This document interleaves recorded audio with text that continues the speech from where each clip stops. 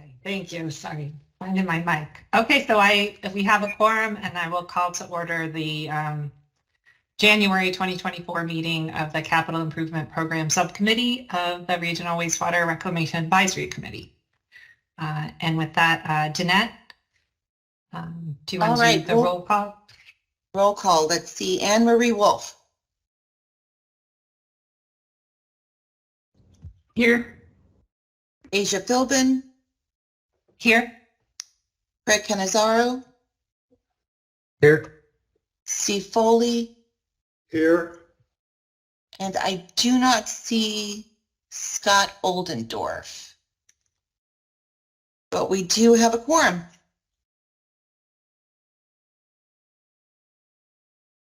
I see Eric is on. Is he a member of the committee or just joining? He's just joining. He's not a member. Okay.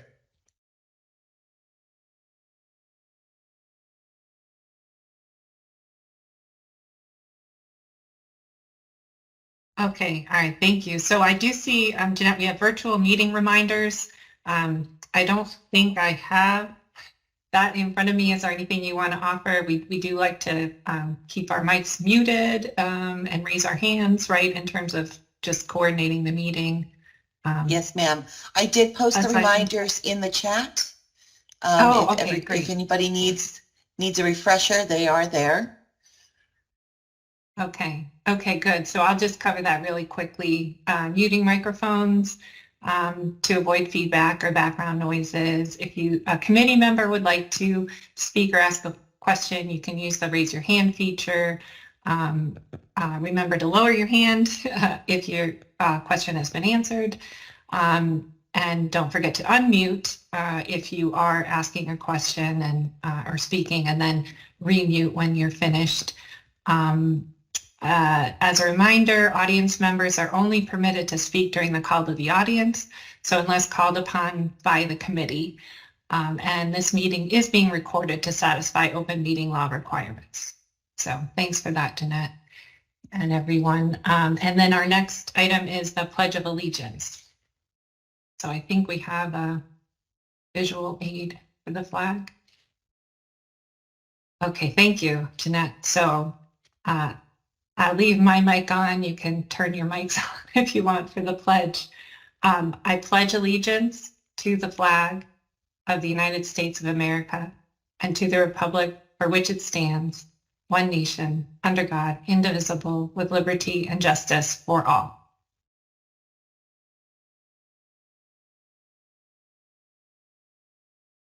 Okay, and then we have a call to the audience. Are there any audience members?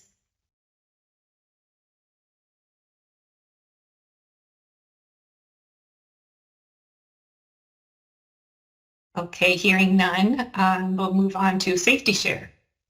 Anyone have a safety share? Jackson? Did I default to Jackson? Usually has something. It's just the one we've used today in particular. You know, we had, especially in the wintertime, we've had a lot more slips, slip strips and falls is one of our favorite because it's one of the highest percentage of incidents we have. And one January a few years ago, when it was a very cold period of time, we had, of course, somebody up at Mount Lemmon slipped on the ice and went down. But we had somebody at Green Valley and maybe somebody at Tres Rios also. Well, we don't have really the cold that, there's snow and ice. It may come, but right now it's just a lot of moisture and water. So be careful on your footing. And, it wasn't too long ago, I took a hard fall wearing some dress loafers in the rain that just didn't have good traction. And so I no longer use those shoes. So at any rate, you don't think about those things until you're ice skating on the sidewalk downtown or something. So at any rate, slips, trips, and falls, be careful. Thanks, Jackson. Yeah, everybody be careful, slips, trips, and falls. And does anyone have anything else they'd like to share for safety? Okay, all right, thank you. Well, so then moving on to our next item, we have the approval of the minutes. Did everybody get a chance to look at the minutes for the meeting for the committee members? Okay, good. See heads nodding. I would open for a motion on the minutes. I move we approve the minutes from July meeting. I'll second that. Okay, thanks. Any discussion on the meeting minutes, additions? Then I will call for a vote. All in favor of approving the meeting minutes, say aye. Aye. Aye. Aye. Aye. Okay. And any nays? Okay, and I think I saw everyone, so we don't need to do the abstentions. Unanimously approve the minutes. Our next item is the discussion and action.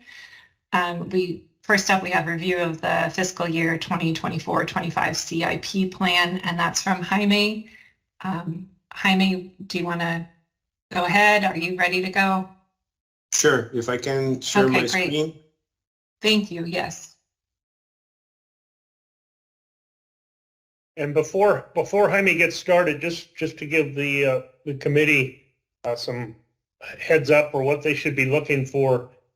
You know, last year we had our 5-year CIP plan, and in fact, just go to the very bottom, Jaime, real quick of your slides here, of your 2 pages right there.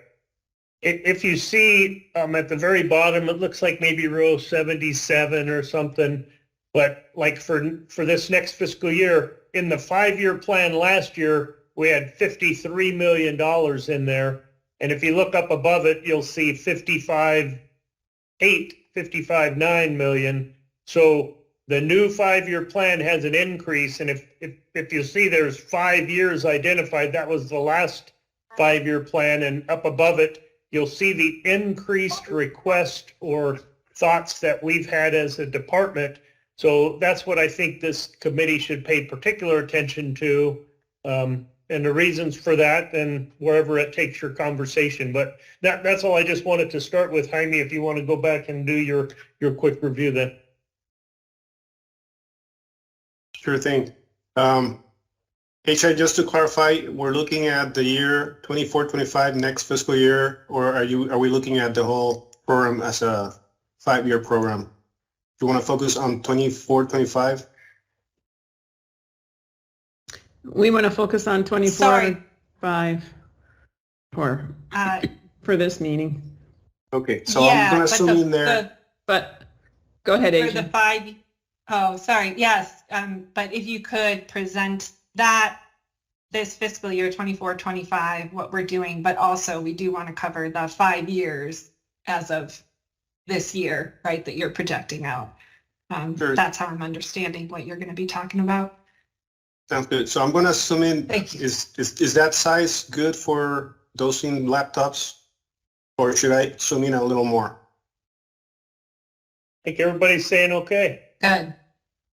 Good. All right. So in yellow is 24-25. That's next fiscal year starting in next July 1st, or this July 1st, I'm sorry. The first project here, the Anamox site stream project, was started last year, and the direction it was taking was bringing it substantially over budget. So we kind of pushed back, rescope it, and made it more concise, and we went out again for a new design. So this portion here this year, the 515, accounts for the redesign that's going on right now, and next fiscal year, the $5.1 or $5.2 million are accounting for the construction of that design. So that's the first project. The second one, the Continental Ranch Pump Station Force Main, that's underway, and it's scheduled to wrap up in the April, May, June timeframe. So it's almost at the tail end of construction, and it'll be wrapped up this fiscal year. So we won't see that next year. The same with the Tres Rios biofilter project. This is wrapping up this year, and we're crossing our fingers because we're waiting for the electrical switchgear that's been a very long lead item, and we have gone through a couple of commitment on dates that the contractor was not able to meet on the receiving of those equipments.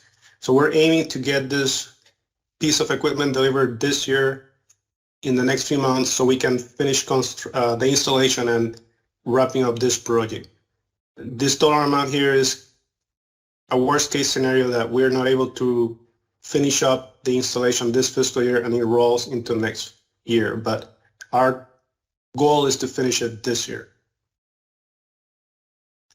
The Class A biosolids is currently under design.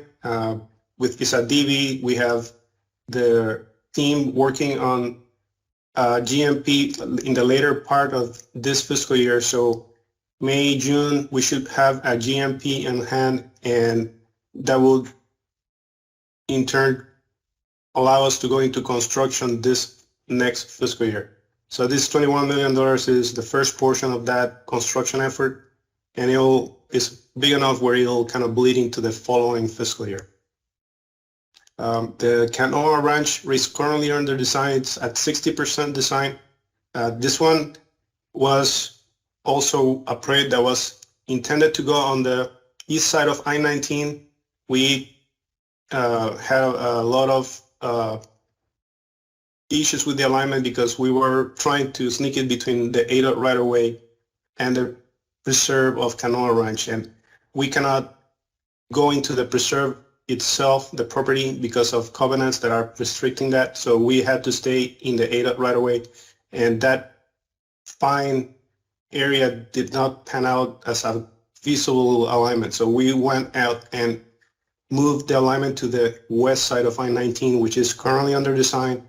We're at a 60% stage, and we're awaiting a little bit more fine-tuned design so we can put a price to it and then assess if it's feasible or not. If it goes over budget by a substantial amount, we're just not going to push forward, but we're pushing the contractor and the engineer to value engineer the project to keep it within a reasonable budget.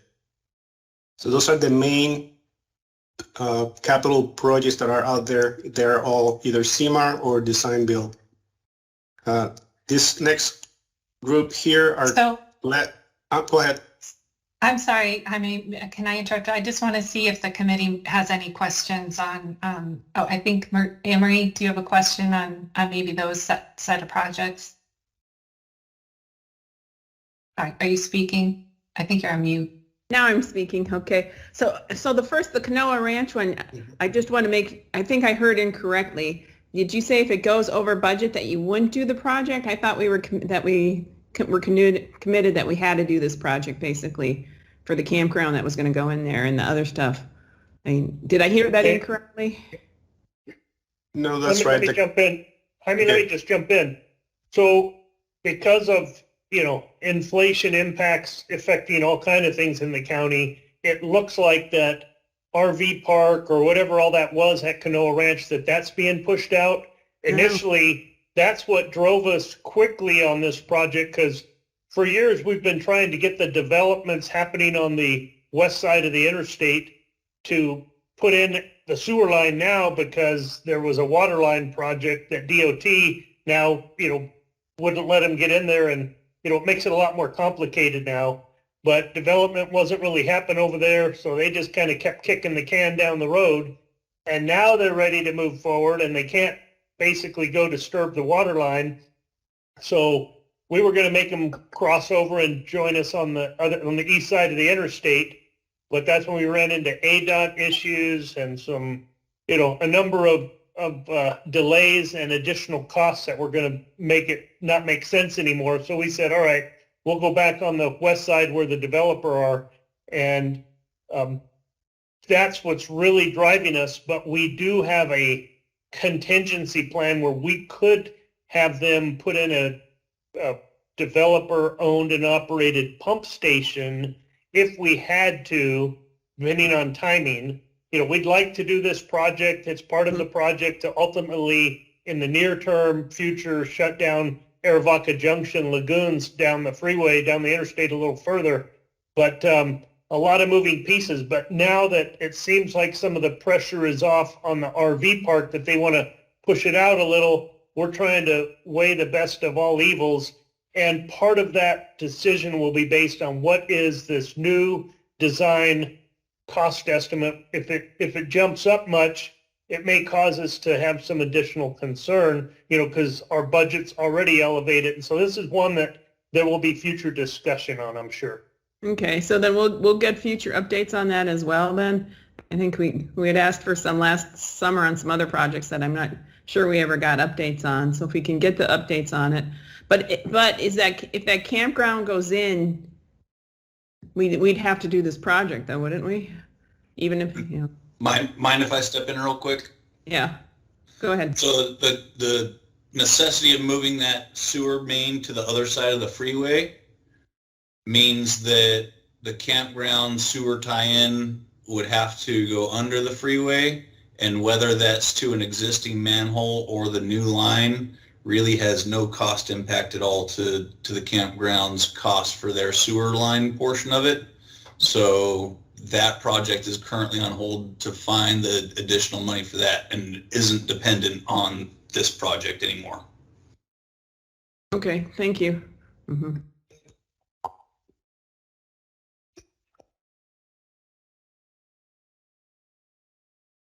All right, any other And, questions? Jaime, yes, thanks. I just had a question on the Animox. I'm wondering, I think as you described it, you do think there's enough money there in 24, 25 for what the design is the updated design would be? That is our forecast for construction, yes. Okay. We have not received the contractor's GMP or guaranteed maximum price yet, but that is our Okay. forecasted amount for construction. Okay, thank you. You're welcome. Any other questions on this first group of projects? Going to the next, this second block here are projects that are closing out. So for example, the first bunch here, there's what, 5? Those are, we call them buckets because they are projects that hold a certain amount of capital amounts that are broken down into smaller repairs or rehabilitations for each of them. For example, these are auto control, repair, maintenance, and rehabilitation projects, pumps. Utility modifications are related to other jurisdictions projects like DOT, ADOT, doing a certain amount of sewer work or sewer relocations that we are required to basically reimburse them for. So this is the project where those invoices are paid for from. The next one is manhole specific rehabilitation and construction. And the last one here is focusing on pipeline repair and rehabilitation. And every year we have, for example, at 23, the following year you'll see a 24, 25, and so on. So every year we open up a project for a certain amount of scope, basically, or repairs. And then at the end of the year, we close it so we can capitalize that and move on to the next year with a clean sheet of monies to do more repairs for that fiscal year. So every year we open and close a project in these areas of the system. And treatment also has the same treatment rehabilitation program that is a bucket that includes multiple smaller projects within it. This one here is the northwest outfall siphon replacement. That's an inlet and outlet box for the siphon at the Silver Bell Golf Course. It was a 50-year-old structure that was corroded, was at the end of the useful life, and was replaced with 2 new polymer concrete structures that are going to probably outlive the original 100-year lifetime they're designed for. The next, any questions on this group? There are projects that are closing out. And this next group, and I'm going to zoom out a little bit, are these projects for the future years. So you'll see it looks like a ladder or waterfall. every year we open and close one of these projects for auto control, and it basically goes out for the 5-year program. And the same happens with pumps, minor modifications, manholes, pipeline repairs, and treatment projects. So these are all projects, one big project that includes multiple smaller projects within it, and together they become a project in the program. So we can handle them under the job order contract. So we can issue multiple job order contracts under a project, any one of these, and complete maintenance, repairs, rehabilitations as are needed in each of those areas of the system. Is there any questions in this group? Just so, for next year, all of those bucket categories already has a list of specific smaller projects that make up that bucket. We still are refining the prioritization because the list goes beyond next year, but we're just doing last minute discussions to, so we know what we're going to do next year. We're just fine tuning it to make sure we're set on the priority order of those projects. And we're going to be meeting on that one. But there is a list behind each one of those buckets. It's not just, hey, give us $1 million in this bucket. Let us figure out what we're doing. There's already a list of activities, and those will take place once the budget gets approved or once the new year comes around. Anne Marie? You're muted again, Anne Marie. You're mute. I know you're still prioritizing the list and stuff, but I think, in other years, didn't you give us like some real key ones or some ones in each of those buckets? I thought the 1 year you gave us the Northwest outfall, but I don't know if there's anything coming up in 20, anything else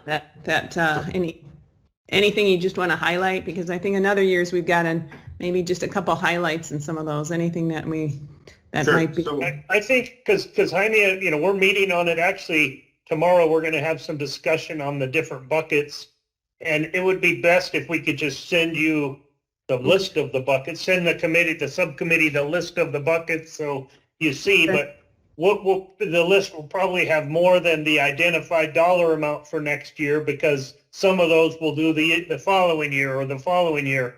Mm-hmm. But we're going to put them in order of the way we plan to approach them. But during the course of the year, something could happen that says, oh, move this one up higher priority or whatever. So that's just kind of how they get managed. And then sometimes, if there was a project going full bore and we found out it had a little need for a bump up, we may steal money from the bucket, or the opposite. If a project is, getting behind schedule because of a delivery or something, we could spend more in a bucket and get further ahead. I don't call it getting ahead, but we could do more of the bucket if we needed to.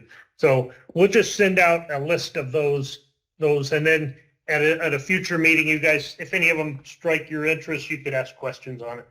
Okay, that'd be great. Thank you. all right.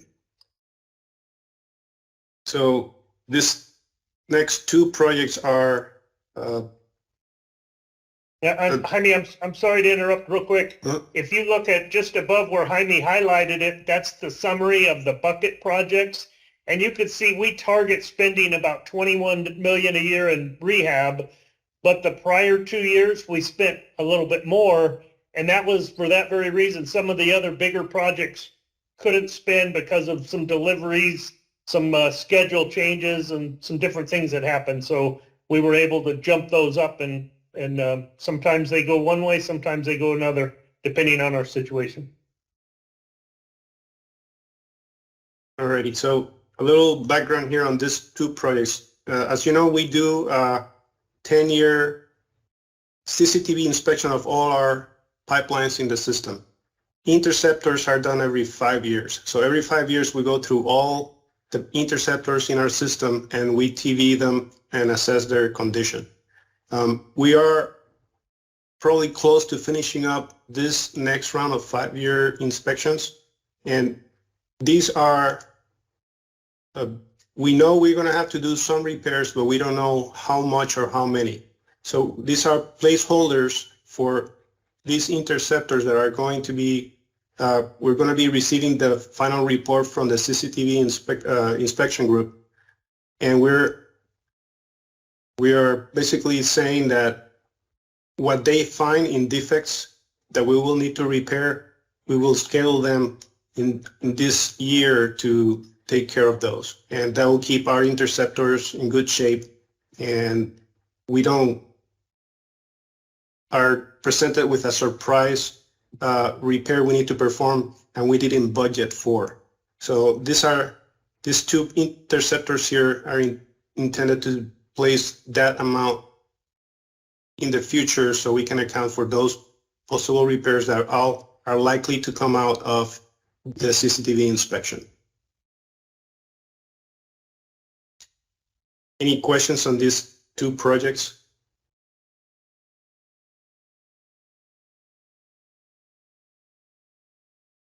This Yeah, next group, Jaime, sorry. go ahead. Sorry about that. Yeah, Sure. when do you expect you'll have those results, and when would you know whether the 5 million? I understand that by the end placeholder. of this fiscal year, the cycle of the 5-year cycle gets completed. So we'll receive a report with a summary of all the defects, and they're graded by severity. So we'll be able to know which ones we need to address, which ones we need to, which ones we need to monitor, and just keep an eye on them until the time where we actually need to go out and perform a repair. So we'll know more at the end of this fiscal year.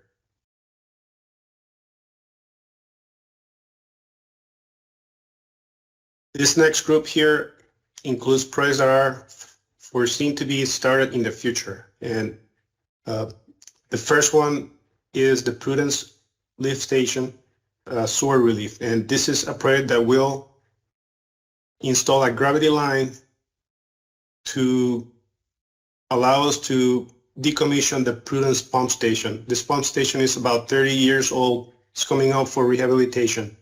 And because of development and that has installed other sewer lines, there's an opportunity now that wasn't there before for us to install a gravity line that will relieve the pump station and make it not necessary. The design is completed. It is in Broadway near Pantano, I believe. And the only caveat is that we're going around an old closed landfill, the Broadway landfill. And even though we're finished with the design and we're ready to go, we have to wait for ADQ to issue their, believe is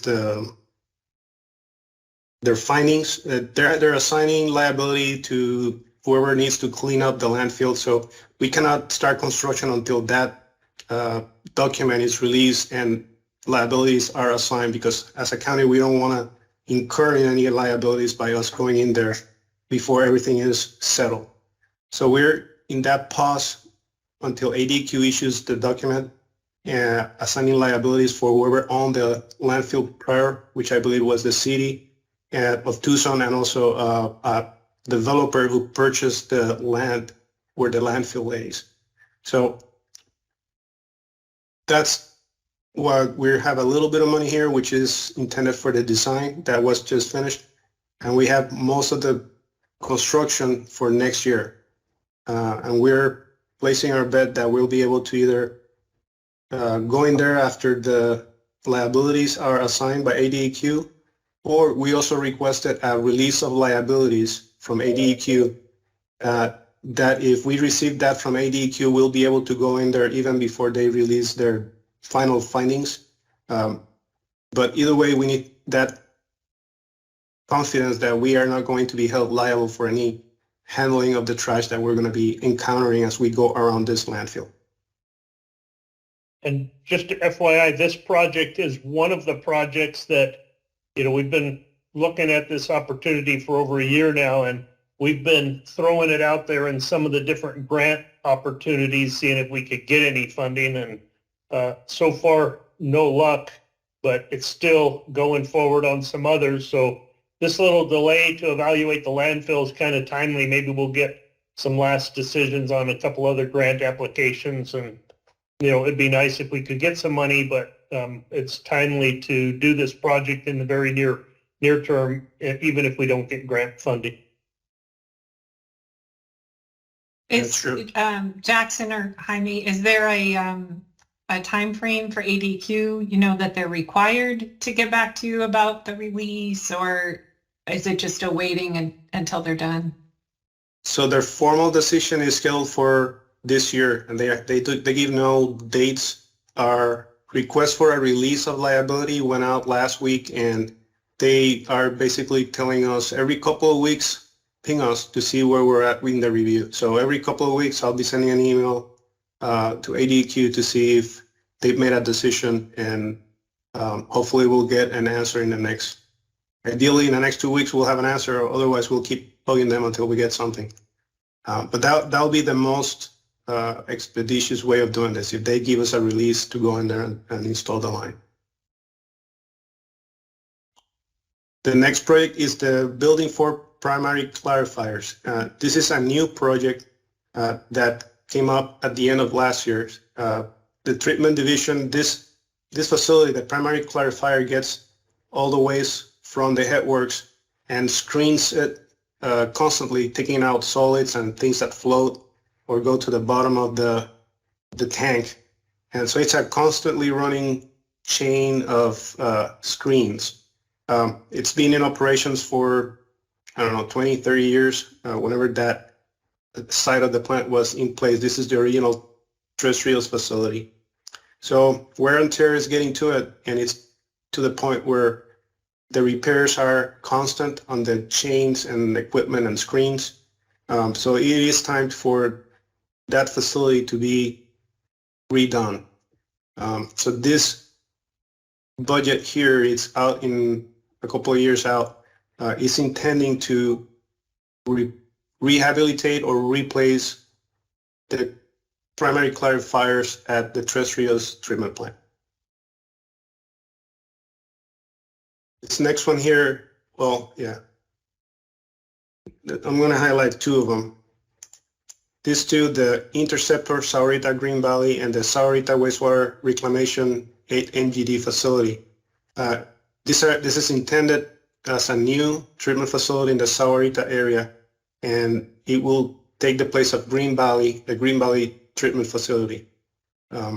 We're in discussions with Sahuarita to see if they want to share on the design and construction of the facility. But regardless, wastewater, we need to do something, because Green Valley is either coming to a point where we need to rehabilitate or expand or augment, or we go and do a new facility to replace that old one. Anne-Marie? Yeah, I'm just thinking back to our meeting last summer, where I think, Jackson, you had mentioned that the memorandum of understanding had been signed between the county and the city of Sahuarita, and to take 12 months to look at the possibility of this and the funding of it. Has there been any additional progress on that since our summer meeting? Yeah, we just met with them just recently, I don't know, within the last month, and they've given us the verbal nod that yes, they want to be partners and they want to move forward, and we are jointly going to hire a firm that's been working with both of us independently on related issues to do, some work that will help us work out the details of an IGA, and we want to get a broader agreement out there in front of the respective council and board of supervisors, so that we don't go do all this and then for some reason one side or the other is like, wait, nobody discussed this with me. So we feel we're in a good place. They are interested in being partners, and we have to define exactly what that looks like, because we're both projecting our timing, and there's some gray areas, so we have to have a way to handle that, so we know who's paying for what percent of the capital and who's paying for what percent of the O&M and who gets the effluent, and we think we already know that, but we have to put it into lawyer language and get all that worked out, and that will probably take us at least the next year to get all that nitty-gritty worked out, and that's what we're going to work on. But very soon we're going to try and get it on the council and the boards, something to them, so that if there's any objections, we hear about it now before we get this firm starting to work with us. Okay, thank you, Jackson.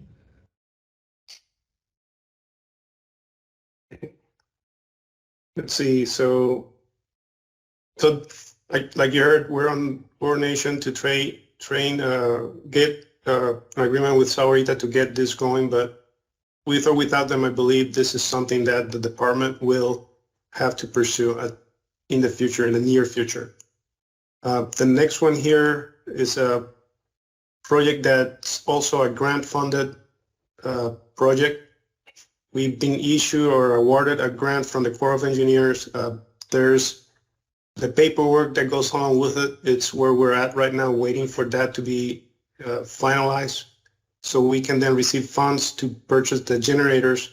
The infrastructure for the generators to be placed on is already in place. We're just waiting for the big dollar amount is the generators themselves. So that's where the grant money will come and help us with that order of equipment on. And we got approved for that like 2 years ago, but never saw a dollar. And it got down to a legal issue. The grant funding from the Army Corps, has some boilerplate required language, and the county has, tightened up how it accepts language for grants and different contracts. And they were in conflict, and it was a big deal to see who was going to blink or how we're going to do it. And finally we realized, the board still has to approve it, but the final with the language basically of the Army Corps is in their lap. They expect to have it back to us by this coming March. So within 2 months, we should have it back in our hands, and we will put it on the board agenda for them to accept, free money, but we have to, they'll be aware that it doesn't follow the policy for this certain language. We're waiving that language to get $2.25 million. And we don't think it's a big deal, but that still has to happen. And then once the board approves it, hopefully then we'll get the check and we can go order the long lead equipment of the switchgear or of the generators.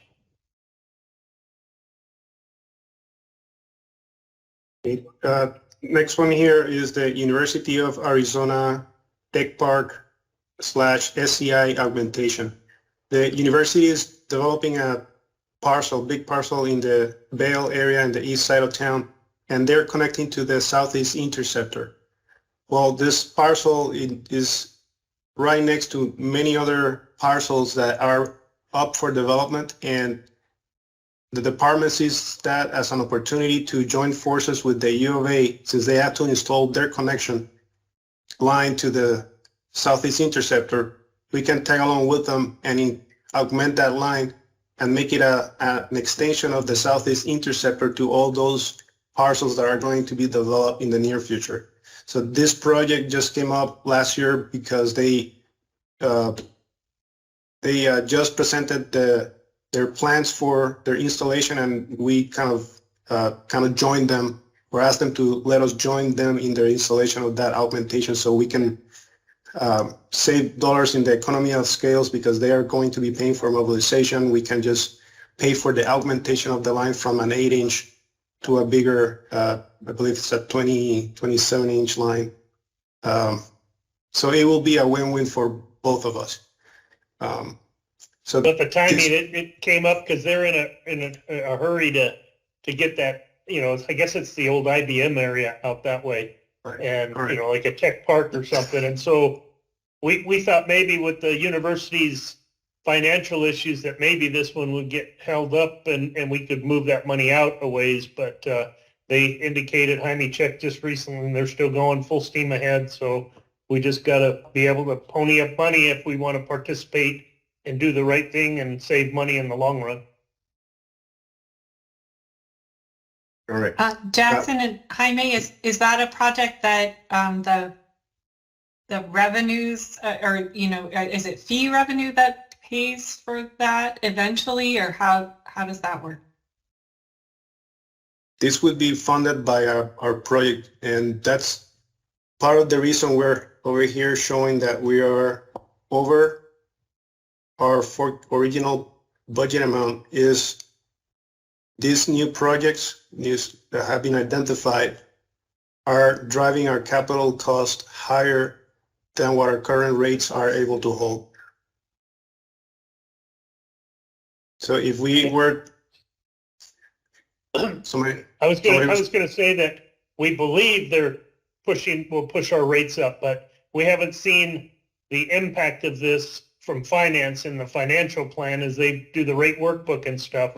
But we feel like this is going to push us over the edge that, inflation has had us right on the edge of the cliff, and we think this increased capital demand will probably push us over the rates, and after 8 years, we will likely have to raise rates, but I'll defer till finance runs some numbers and has some additional meetings with, the respective finance subcommittee and the RWRAC committee as a whole to have more dialogue.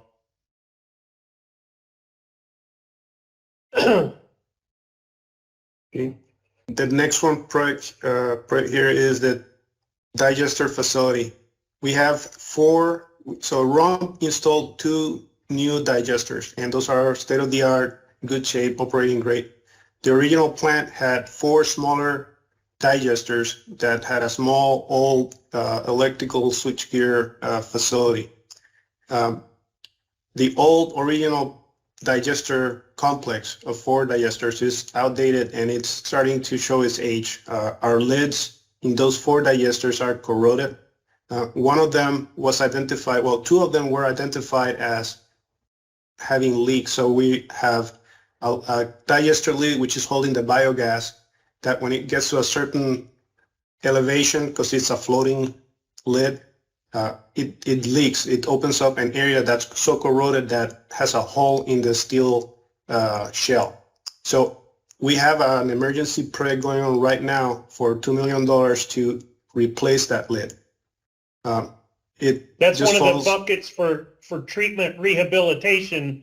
We're taking money out of the bucket, and that one moved up in priority over some of the other projects that were in that list. So, correct.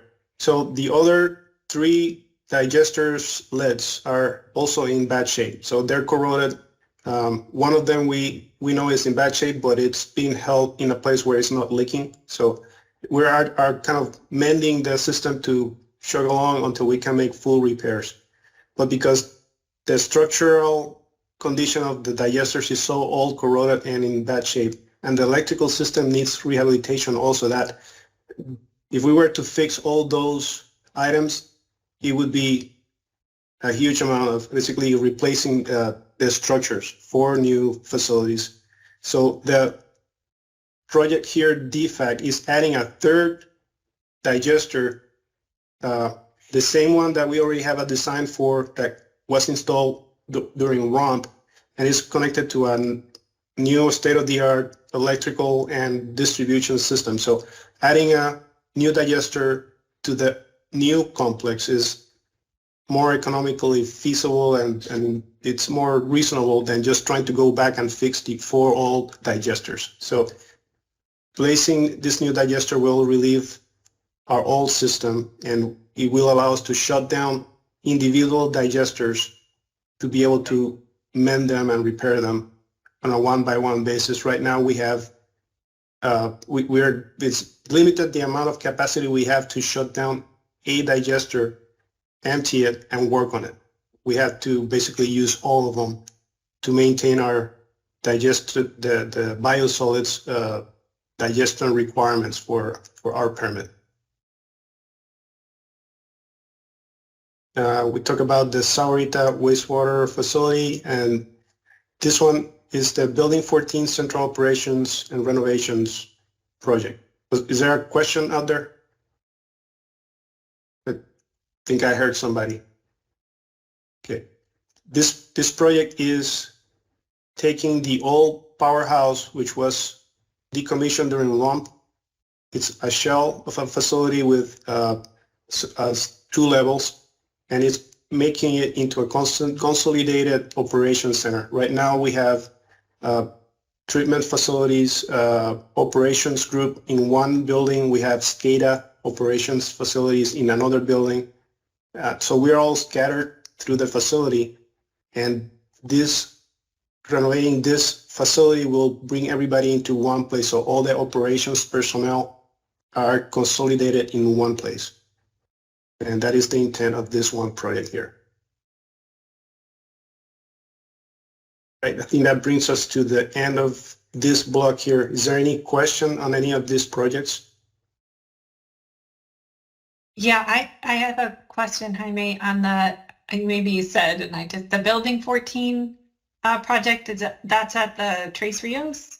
Is that Tres Rios? Yes. Tres Rios, okay. And then the Tres Rios digester, I think you mentioned it's going to copy something from the Agua Nueva facility? Is that, no, it's at during Tres RUMP, Rios? Okay, go ahead. yes, the RUMP program added 2 new digesters and left 2 areas basically ready for 2 new digesters to be added in the future. So we're here in that part of the future where we need another digester. But the RUMP program allowed for all the pipeline connections, electrical gear. So it's ready to be connected once it's built. So it's ready for connection.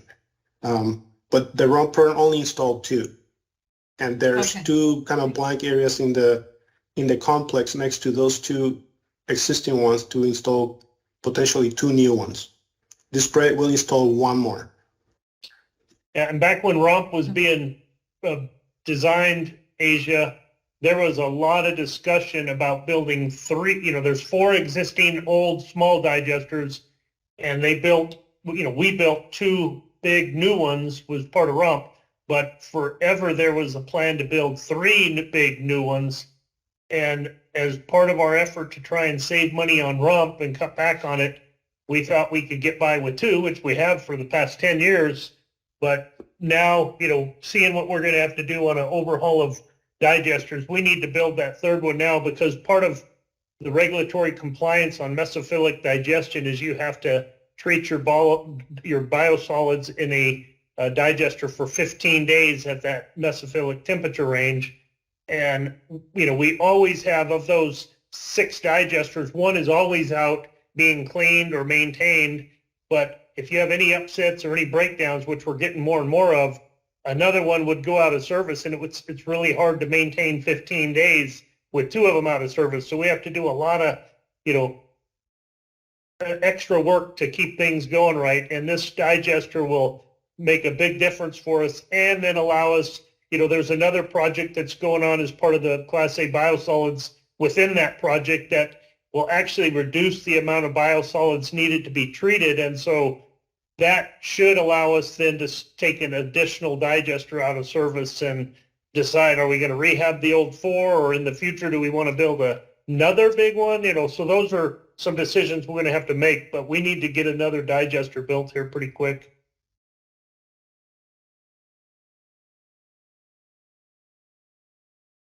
Okay, thanks. Those are my questions. Does anybody else have any questions?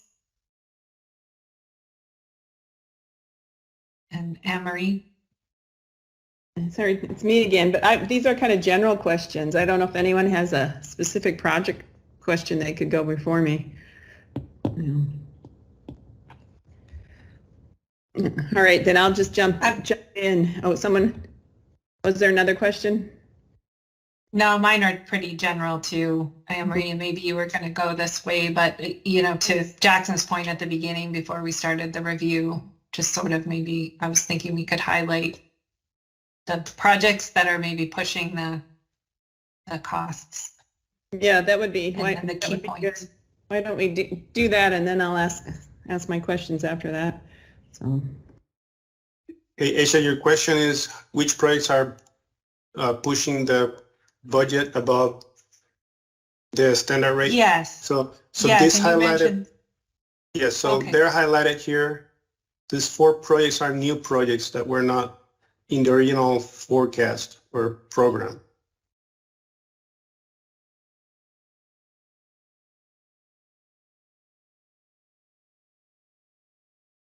Aisha, did that answer your question?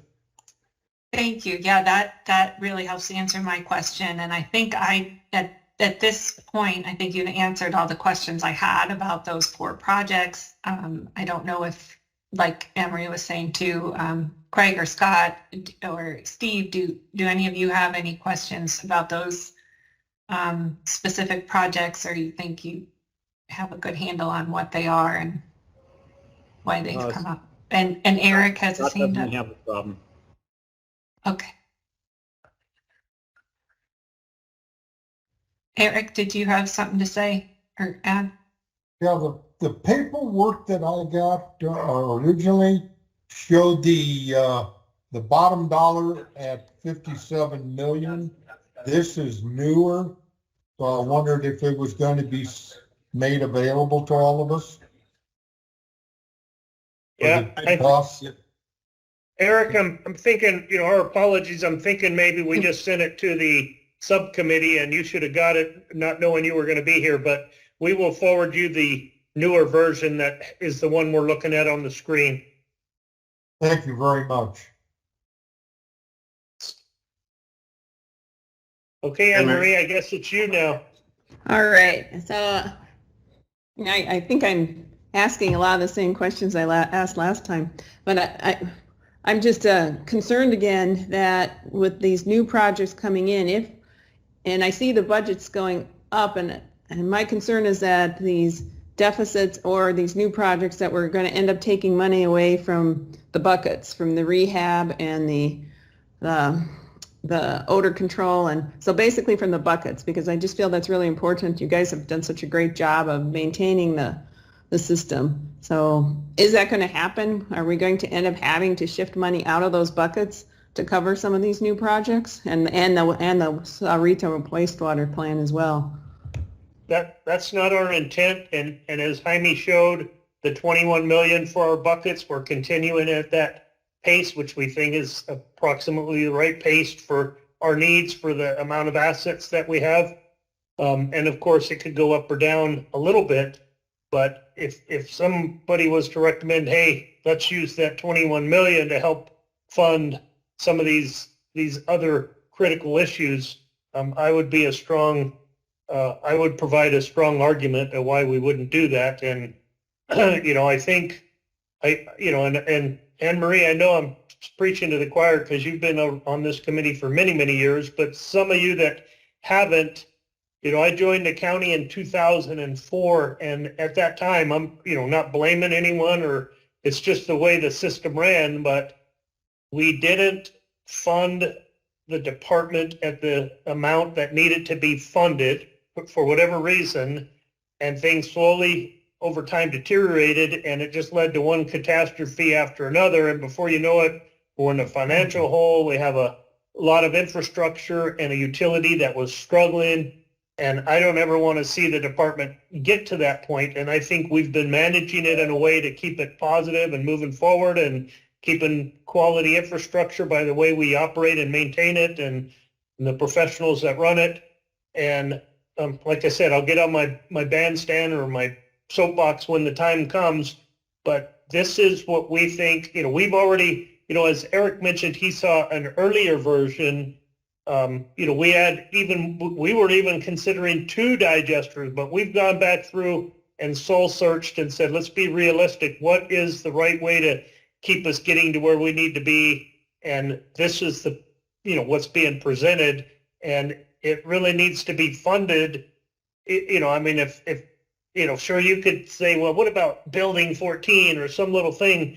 Building 14 is probably the least critical from an infrastructure perspective, but the cohesiveness of the organization and all the different groups that work on these facilities that we operate, the very complex facilities, every day, we do a very good job, and I would, say that to every one of our team members, how wonderful they do. But there's many times where the left hand and right hand are sometimes not in line, where communications don't happen. And this is an avenue to deal with that. One of the biggest challenges is communication and keeping all people pulling in the same direction, and getting more people working together and functioning out of a central site could facilitate that. So we think that's a worthwhile $5 million. But, we'll see where the conversations go. And once we see the actual financial impact with rates, the conversations can get more real and more serious. But we've presented this, Anne Marie, to where we need to continue spending on the other stuff, just like we've been doing. But these new things are very important. And it really is quite amazing as we've always had a good maintenance program and doing preventative maintenance and predictive maintenance and evaluations all the time. But there's many parts of the facility that are really hard to evaluate, and at least in conveyance, you don't see it, but we're able to run cameras down there. But in treatment, there's places that you can't even get a camera. And, we're seeing, there was a 48-inch pipeline that conveys the effluent from the old primary clarifiers to one of the new facilities built as part of RUMP. That line has been in there, 12, 13 or so years.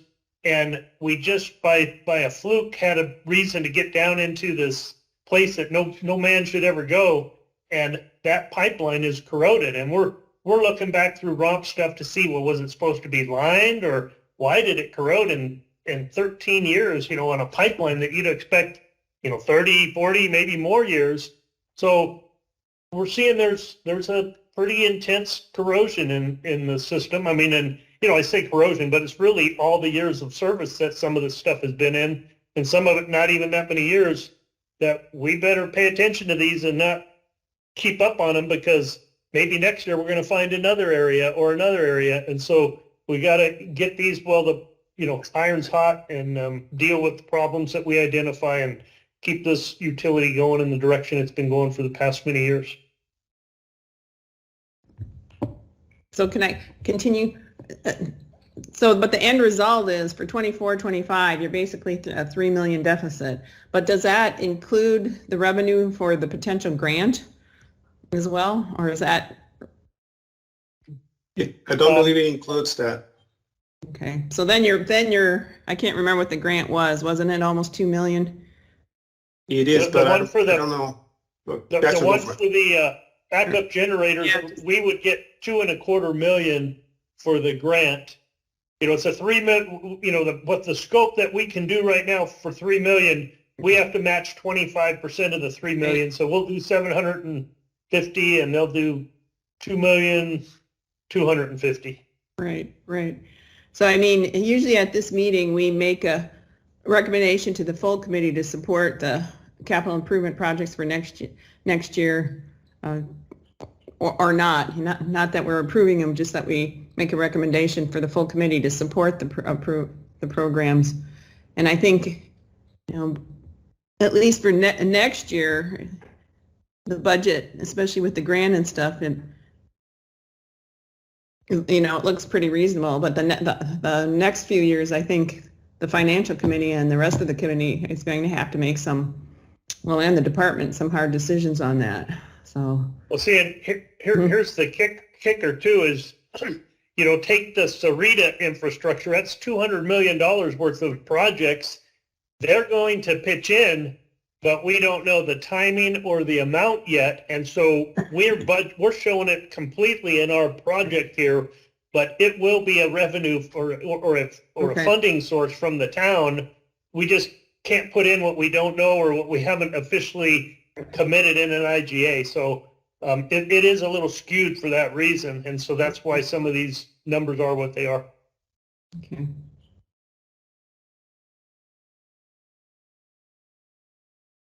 I just wanted to do a quick check on time. Are we still good? It's a little bit after 2 o'clock, and I want to make sure we can maintain the quorum and staff and everything. Is there any issues there? Raise your hand if problems. Okay, it sounds like everybody's good. Craig? Yeah, I have at 2 o'clock, so I can go for a little while, but I do have to jump off pretty soon. You have to jump. Okay. Oh, well, thanks for staying with us then, and we'll keep going. Eric, you had a question. Did you want to ask a question? Yeah, when it comes to the Canoa Ranch, you were saying that if it is more than what you have budgeted at this time, do you have an approximate percentage above budget that you're willing to accept versus where you're willing to cut it off? Eric, I haven't got to that number. We haven't done that deep a dive to say, hey, if it was 2 million more than we thought originally, would we still do it? Or would we want to look at it? I think I'm kind of putting a lot of eggs in this financial worksheet, the rate workbook and stuff. I want to see this snapshot where we're at right now, where it is before I determine, you know, the sensitivities of other projects. But definitely that Canoa Ranch project is probably the one that is just the least defined since we changed and moved it to the other side. It's a whole new set of technical issues to overcome. And yeah, the design's 60%, but we need to see if that, you know, approximate $9 million is still enough. What if it's 11? What if it's 15? You know, what if it's something like that? Would we want to delay it because of this impact, or, you know, what else would we be willing to move? Or as Anne Marie said, let's borrow it from the $21 million. I'm just kidding, Anne Marie. I know you didn't say that. But you know, that, you know, we haven't got down to putting a dollar value on it yet until we get to meet with finance. So. Okay, thank you.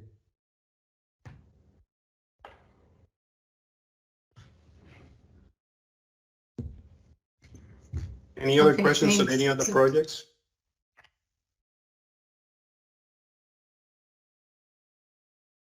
There are no questions. I'll stop sharing.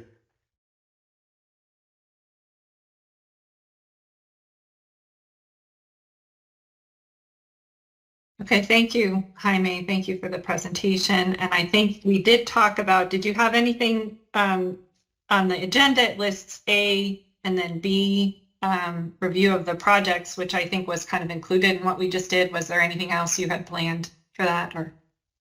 No, going into details in Okay. any particular project that might get your attention up. Right, okay. And then as Anne-Marie mentioned, we typically do look at this as a subcommittee and make some kind of recommendation, which we might do today. We might decide we need some more information.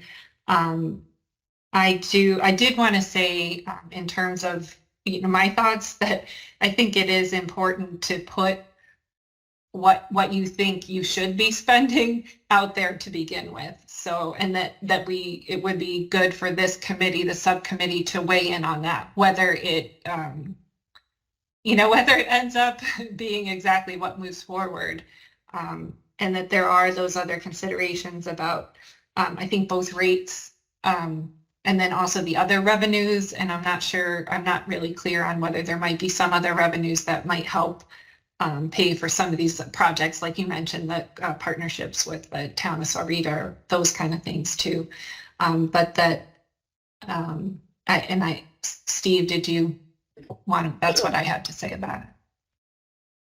Oh, Go ahead, yeah, just on the subject of recommendation to the larger committee, one question I have, since I think we're a long ways out from the full committee having to make the recommendation. I'm wondering if in the next month or so is likely to be any significant changes to the picture that Jaime presented today. Because if there isn't, then it seems like we could go ahead with the recommendation anytime the committee is ready. And we're Okay. not projecting any changes at this point. We've already changed, as Eric in there can attest. He's got an old version that had even more dollars in it, but we sharpened our pencil and, you know, accepted a certain level of risk. But we think we're locked in on a pretty good number at this point. Now, and I caveat that with Canoa Ranch. Let's see where that really comes out when we get a cost estimate after, you know, the 60% effort on the design. But other than that, we're pretty good. Okay, when did you think you were going to get that Canoa Ranch new estimate? I don't know, Jaime, do you have a date by any chance? So we have a 60% cost model, which is not a final number, in 3 weeks. But that should be a fairly good number, plus or minus 10%, that we can make a decision from. Okay. Yeah, I don't know if that's enough that we want to wait the 3 weeks or not. It doesn't sound like we necessarily need to wait to to see the Canoa Ranch numbers, but maybe we do.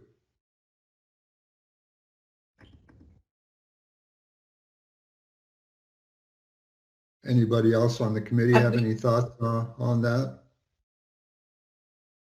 Scott, did you have something on that, or your hand is up? Yes, I just had one question. I'm not a finance person, budgets and that, but line 55 about the University of Arizona Tech Park and all that on the SCI augmentation. When it comes to budgets, is it just Pima County wastewater, or is there any cost sharing or any involvement with the University of Arizona where they're paying into some of this, you know, because I'm just concerned when I saw the name U of A, and I know that they've got some severe budget problems over there, and they're losing head people over there. I just want to make sure that we don't have something snap back at us on the budget with their problems. Or maybe it's not of the side of my mouth, I don't know. That cost estimate is just what we would have to pay for our portion of oversizing or upsizing the pipeline that they're already going to be doing a project, a tech park project for the old IBM site of whatever upgrades and roads and utilities.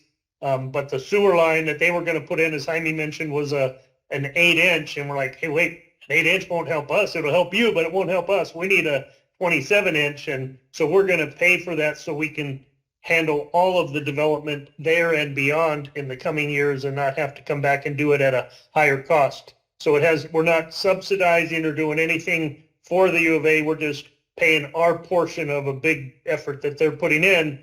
Now, is there still risk that their project could get shut down or delayed because of their financial situation? We've asked that question internally already, and Jaime's talked to the folks, and they've assured him, no, this one is moving forward. So that's how we're playing it right now, and that's where it is on the budget.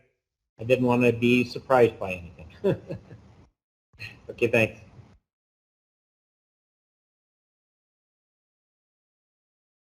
Okay, great. Thanks for that. And Anne Marie, you have something? And back to Steve's suggestion. Go ahead.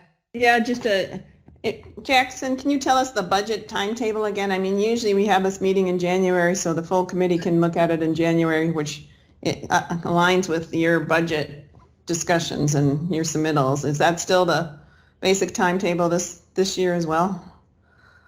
Yeah, I think so, but I always lose track of those dates too. And I see Ellen Moulton is on the call, and maybe she could refresh my memory and our memory on the critical dates on the budget process if she's available there.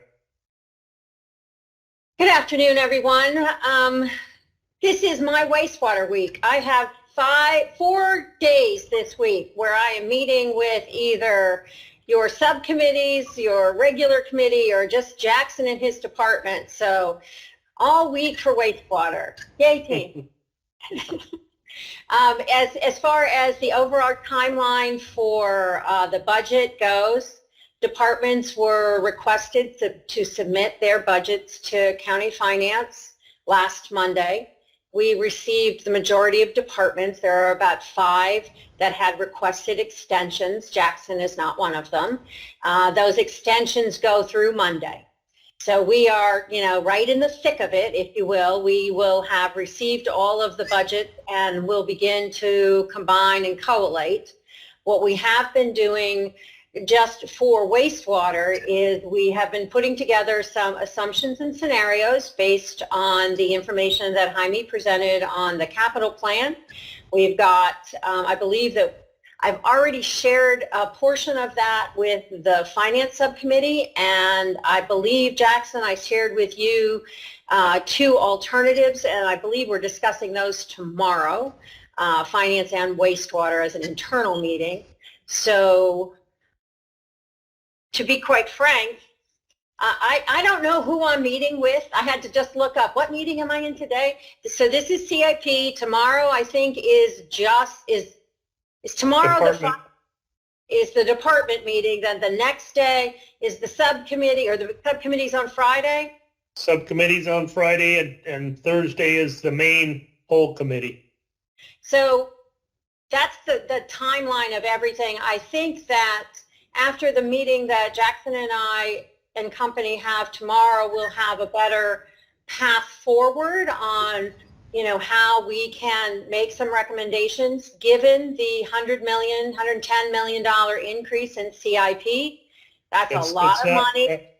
Ellen, that was the old version, 110 million. It's not that now. It's like, it's 50, 60 million, something like that. It's still a chunk of change, but it's not 110 million. Okay. We whacked off a bunch. Good. So Jaime, have you already sent that to Michelle?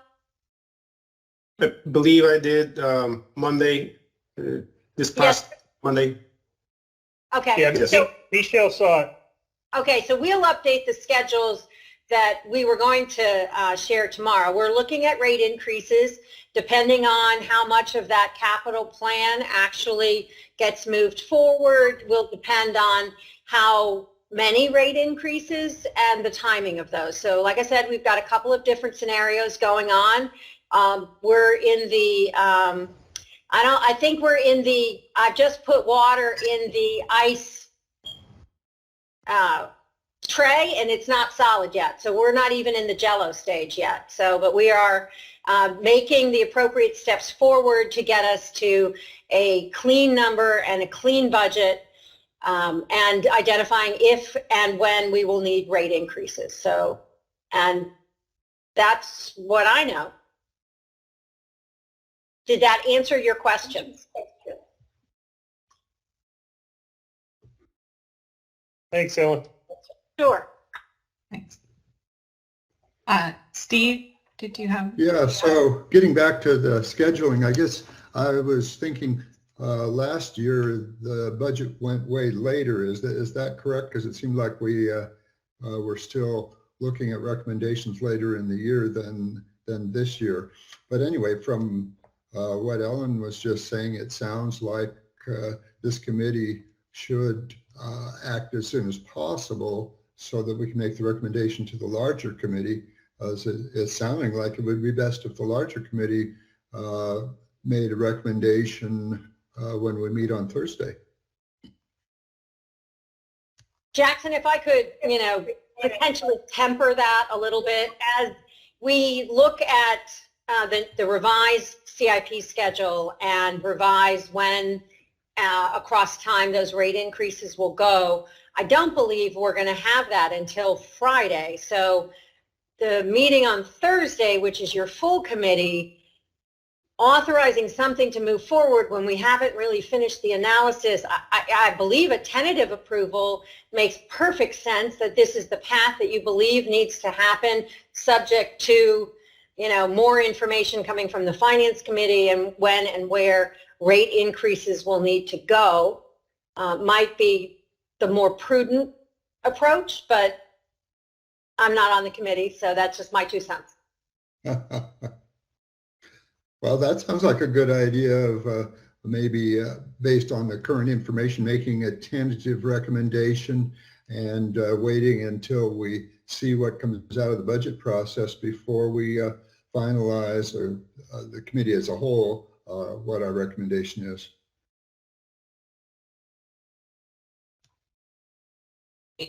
Is that in the form of a motion, Steve, to tentatively? Yes, I move that we make a recommendation to the full committee that we tentatively approve the draft budget that we've been looking at, with the caveat that we'll look again when things become more solid, when it becomes ice, in Ellen's analogy. Yeah. And I'm not sure about the approve. We might need, go ahead, Emery. And that's what I was going to say. We don't approve. We're just making a recommendation for the full committee if they're going to support it or not. And then the full committee would then give their support to the Board of Supervisors or not. We honestly can't approve it, but we can support it. So. Right.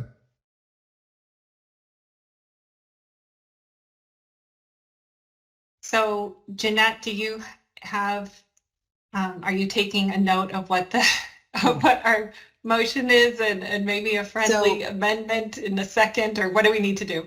So it's moved to recommend to the full committee to tentatively support the draft budget with the caveat to look at it again when the budget is finalized. Did I get all that?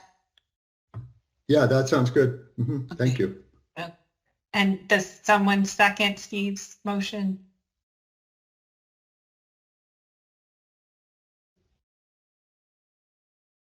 Is there a second? I'll second it. Okay, Craig, and any discussion on the motion?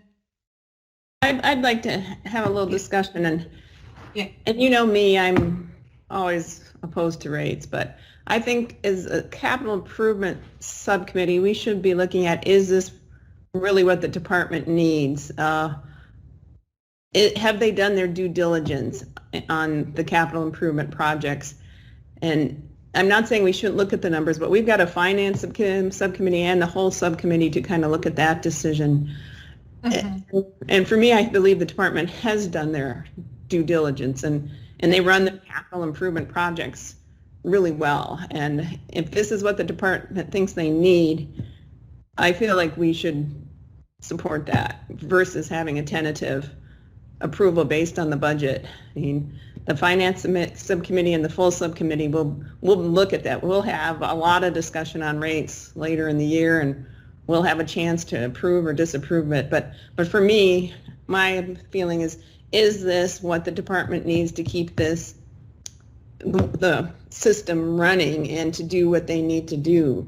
So that's why I didn't second the motion. So I'm just throwing that out. Okay. I would prefer a motion just simply making the recommendation to support the subcommittee, the projects. Yeah, I'm fine with that. Are you proposing amending the motion? Well, I can do that. I can make, or I was just going to let us vote on it and see how it goes. But I will propose then an amendment to it that we just remove I can't remember the language, Jeanette. If a tentative approval, Okay, so we're going to amend it to recommend to the full committee to support the draft CIP plan with the caveat to look at it again when the budget is finalized. Now, I was going to take all that. My amendment would be to we support, this is always so confusing, make a motion to the full committee that they support the capital improvement plan. Okay. Got To it. the Board of Supervisors. Okay. And then I'm finishing my amendment. That's my suggestion as an amendment. And then later on, we got to deal with the finance. That's going to take more than a 10-minute meeting or a 15-minute meeting. That's going to take a lot of meetings. I guess the question. I'm wondering if anybody else on the committee has. Oh, sorry. I guess the question is if you accept that amendment or not. Okay. To your motion. Yeah, I don't have a problem with that. I'm just wondering if anybody else on the committee has any thoughts on this before we move ahead, since it's one of the more significant steps that we take as a subcommittee. Yeah, I would agree with the idea that it's our, the top responsibility of the subcommittee, and it is to sort of review the CIP projects and determine that the department has done, its diligence and is proposing a good CIP. And then that, certainly things can happen after that with budget and finance. I would agree with that. So just to be clear, oh, sorry, go ahead, Scott. It's Scott, I second it. I'm sorry. Are you seconding the amendment? Correct.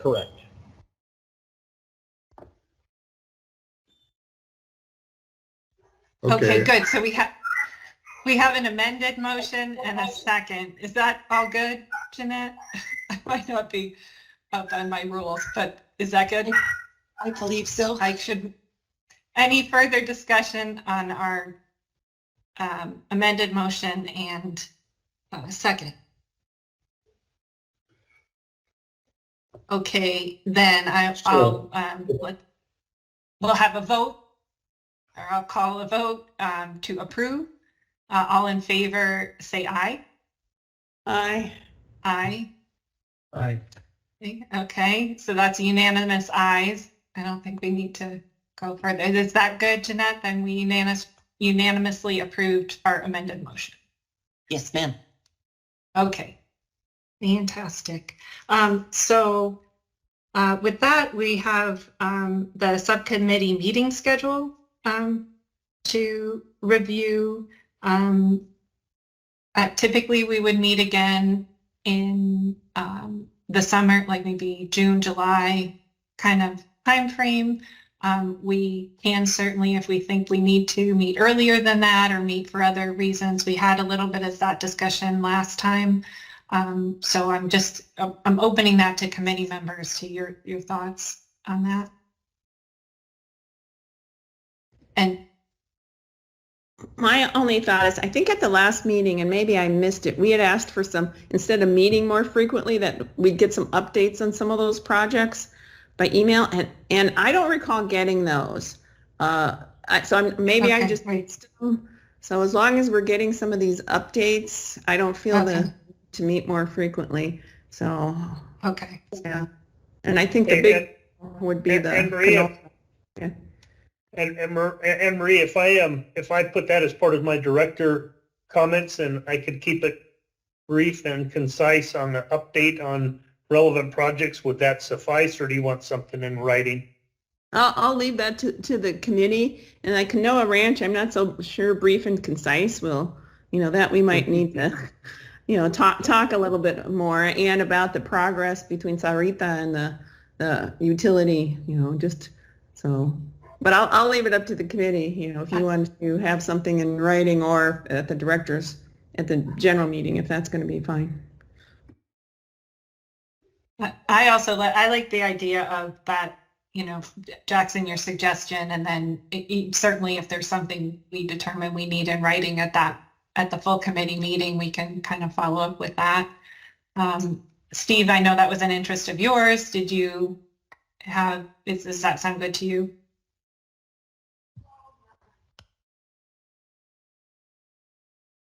You're muted, Steve. Steve, you're on mute. There you go. Sorry. That definitely meets what I had in mind. I was noticing after reviewing the last meeting minutes, that particular item that Anne Marie was bringing up about getting updated periodically. Yeah. I'll put it on the director's agenda, and that way it can be discussed, because it would be an agenda item.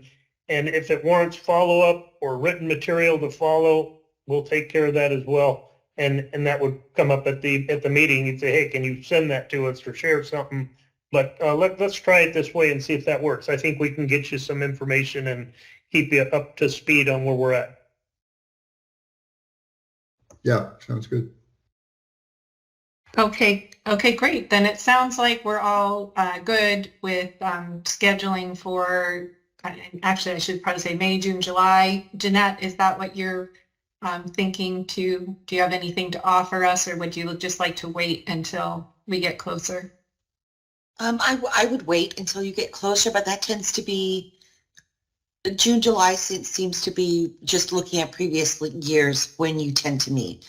So it depends on if you guys want to have a meeting on any particular month. You just let me know and I'll get it organized. Jeanette, this is Scott.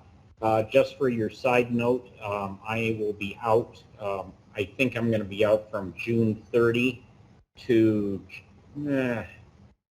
July 25, somewhere around there. Gotcha. And I expect to be out of the country the first 2 weeks of June, but I may have internet service. I'm not sure. I've got it noted. Thank you. Okay. Yeah, it sounds like June might be out, so maybe end of May or well, Scott, you were gone a lot in July too, so maybe we're looking at the end of May this year or first week in August or something like that. Well, for me last year, there was a lot of last and final type of trips. But I'm praying that I'm going to be at a national presidential level. And that's why I'm going to be gone June 30 to maybe July 25. But I think that still leaves like June 15th to 30th as a possible meeting window also. Yeah, that's right. Or that first week of August or something. Sure. Okay, that sounds good. So let's maybe Jeanette, if you can help us probably in March, toward the end of March, we want to, send out to folks and get availability, maybe even with the doodle poll or whatever, March, April timeframe for that, for scheduling it. Sounds good. That sound good? Okay, great. Thank you. And so next is the future agenda items. Are there any of the committee members have, in addition to our typically we're looking at a longer term, like a 10-year plan or the county's entire infrastructure kind of broad view at our next meeting, and those types of things, in addition to just like updates on the CIP. Does anybody have anything else think we need to look out for that agenda? Not seeing any hands, and Emery, no. Steve? Yeah, if there's any update on the county comprehensive plan or where the development is happening versus where we thought it was going to happen, then that would be useful information to have at the next meeting. Yeah, great. Okay, that should be part of it. Does that sound good, Jackson? Staff for that, okay. Yep, we'll add that to our agenda. Okay, great. So with that, I have a final call to the audience. I don't know if we have. Okay, I don't see any hands up, speaking. So that pretty much completes our agenda. Is there a motion to adjourn? I'll make a motion to adjourn. I'll second. Scott? Okay, and all in favor? Aye. Aye. Okay, that's it, unanimous. Thanks, everybody. Good meeting. Bye-bye. Thank you. All right, Thank you. see Thank you, you everyone. Thursday. Okay. Take care. See you all later. Bye-bye.